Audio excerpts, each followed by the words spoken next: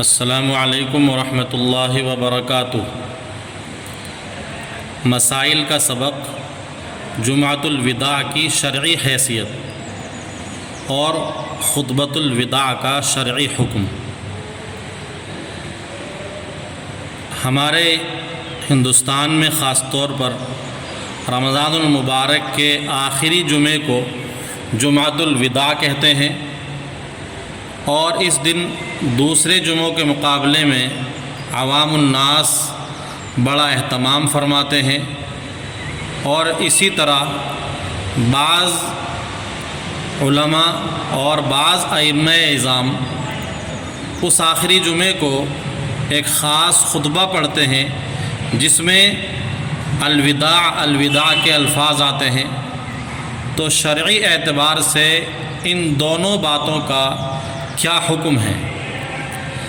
پہلی بات، جمعۃ الوداع یہ ایک عوامی نام ہے، اسلامی نام نہیں ہے۔ حضور پاک علیہ الصلاۃ سے، صحابہ کرام سے اور حضرات تابعین اعظام سے اس نام کا اور اس دن کسی خاص عمل کا کوئی ثبوت نہیں ہے۔ یقیناً جمعے کا دن فضیلت والا ہے۔ حدیثوں میں جمعے کو سید الایام اور افضل الایام بتلایا گیا ہے۔ رمضان کا ہر جمعہ بہت اہم ہے، ہر جمعے میں قبولیت اور برکت کی زیادہ توقع ہے، اور رمضان کے تمام جمعے فضیلت و خصوصیت میں برابر ہیں۔ آخری جمعے کی کوئی خاص فضیلت یا امتیاز یا کوئی مخصوص عمل ثابت نہیں ہے۔ ایک اور دوسری بات، خطبہ وداع پڑھنے سے رمضان المبارک کے ختم پر افسوس اور حسرت کا اظہار بھی ہے، یعنی لوگ رمضان المبارک کے رخصت ہونے پر اپنے ایک افسوس کا اور ایک حسرت کا اظہار کرتے ہیں، جبکہ شریعت نے عبادت کے ختم پر مسرت کے اظہار کا اور شکریہ کے اظہار کی ترغیب دی ہے۔ رمضان کا آخری جمعہ بھی خوشی اور شکریہ کے اظہار کا ہے۔ اول تو اس لیے کہ رمضان کا مہینہ ہے، دوم رمضان کا سب سے افضل اور بہتر حصہ آخری عشرہ ہے، اور سوم یوم جمعہ ہے جو افضل الایام ہے۔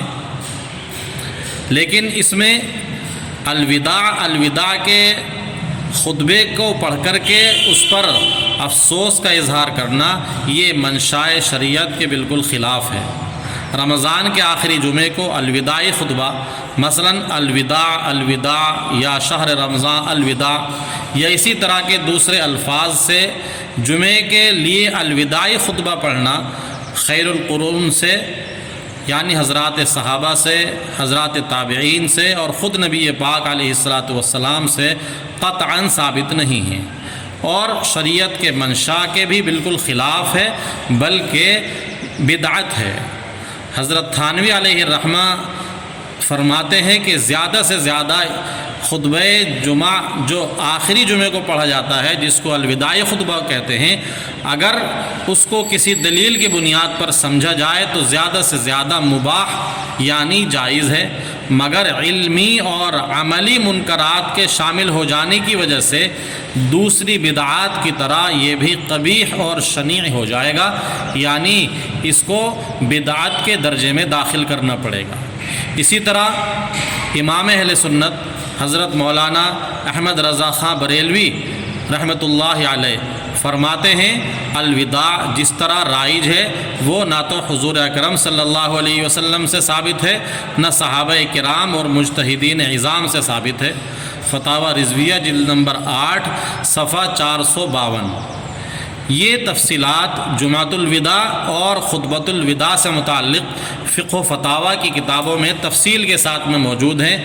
خلاصہ یہ ہے کہ نہ تو جمعۃ الوداع کی شرعاً کوئی حیثیت اور اصلیت ہے، یہ حضرات صحابہ سے، تابعین سے اور حضور پاک علیہ الصلاۃ والسلام سے کسی طرح کہیں ثابت نہیں ہے۔ اور اسی طرح رمضان کے اس آخری جمعے کو الوداعی خطبہ پڑھنا اور مخصوص انداز کے الفاظ استعمال کر کے الوداع الوداع جیسے خطبے استعمال کرنا یہ بھی درست نہیں ہے، اور اس طرح کی خصوصیت اور امتیاز سے ایسی مباح اور عام چیزوں میں بدعت کے شامل ہو جانے کا اور پیدا ہو جانے کا اندیشہ ہے۔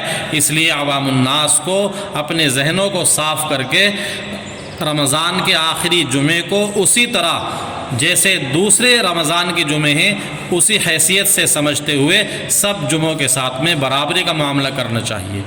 ایک اور بدعت کہیں یا اس کو ایک عام لوگوں کا رجحان کہیں کہ لوگ اس دن یعنی رمضان کے آخری جمعے کو نئے کپڑے پہننا بھی باعث ثواب سمجھتے ہیں، بلکہ بعض حضرات کی زبان سے تو یہاں تک سنا ہے کہ رمضان المبارک کے آخری جمعے کو اگر نئے کپڑے استعمال کیے جائیں تو ان نئے کپڑوں کا حساب نہیں ہوتا۔ یہ اور اس طرح کی دیگر خرافات اور لغویات عوام میں رمضان کے آخری جمعے سے متعلق رائج اور مشہور ہیں۔ اللہ تعالیٰ مجھے اور آپ کو اس طرح کی تمام بدعات و خرافات، رسومات و لغویات سے محفوظ فرمائیں، آمین۔ السلام علیکم ورحمۃ اللہ وبرکاتہ۔ Please like, share and subscribe to Mufti Zakawat Hussain official YouTube channel.